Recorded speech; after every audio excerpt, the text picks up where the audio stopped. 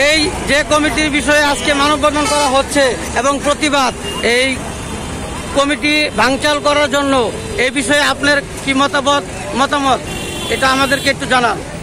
এই কমিটি বেশিরভাগ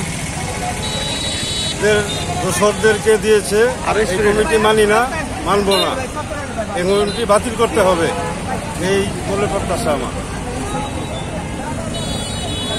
যে কমিটির বিষয়ে আপনারা মানববন্ধন করিতেছেন এই বিষয়ে আপনার মুখের দুটা কথা বলেন। অবৈধ কমিটি মানি না, মানব না। অবৈধ কমিটি মানি না, মানব না।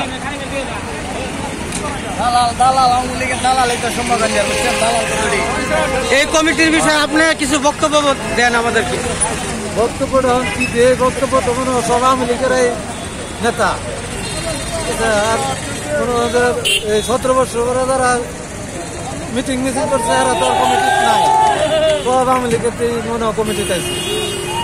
5 তারিখের পরে নির্বাচন গেছে আওয়ামী লীগের। ধন্যবাদ।